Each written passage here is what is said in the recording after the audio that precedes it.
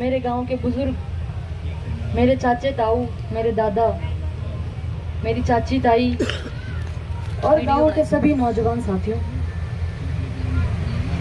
आज इस मंच के माध्यम से एक बार फिर आपके बीच कुछ कहने का आपने आदेश दिया है और आपका आदेश मेरे लिए हमेशा ईश्वर का आदेश रहा है।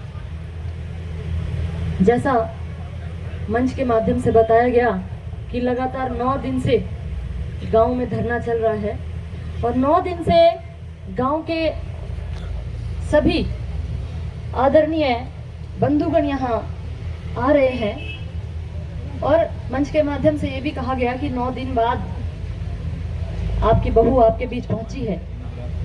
तो मैं तो आपकी बहू हूँ और बहू की कुछ मर्यादाएं होती हैं, ये आप भी जानते हैं और आप ही ने इन मर्यादाओं में बांधा है। आशा तो सिर्फ आशा ही थी, उसको आशा खेदड़ इस गांव ने बनाया है।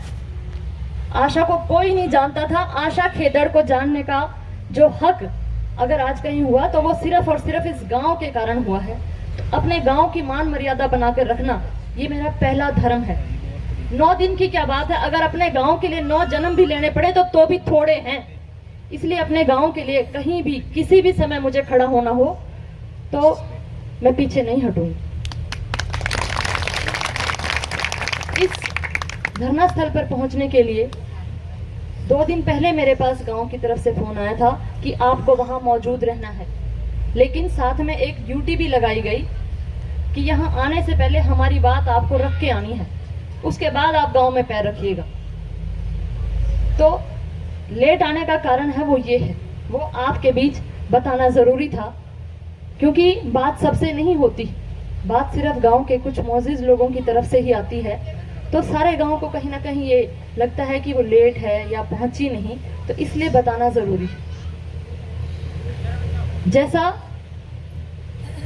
ये ऐसा स्थान है, ऐसा मंच है जहां राजनीति की बात करने की जरूरत नहीं, ना राजनीतिक भाषण की जरूरत है, ना अपनी राजनीति चमकाने की जरूरत है, चाहे वो कोई भी पार्टी क्यों ना हो।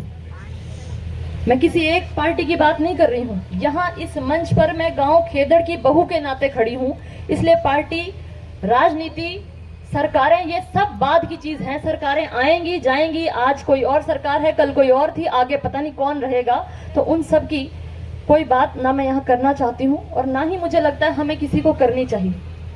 आज हम सब यहाँ इकट्ठा इसलिए हुए क्योंकि मेरे गांव की एक समस्या है, मेरे इस परिवार की एक समस्या है और उस समस्या के समाधान के लिए आप मैं सब यहाँ इकट्ठे हुए, पूरा परिवार इकट्ठा हुआ है।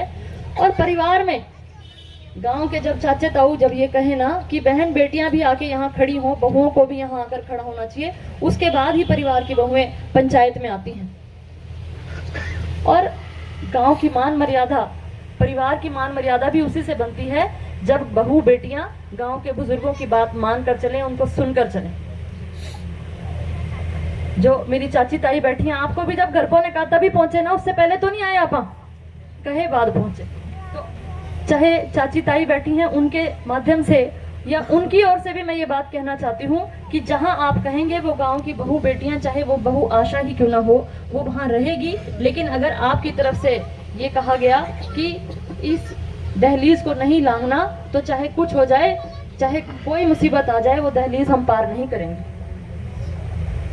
गांव की समस्या, जैसा मैंने कहा, एक समस्या के कारण हम सब यहाँ इकट्ठा हुए और उस समस्या का समाधान हम सब चाहते हैं।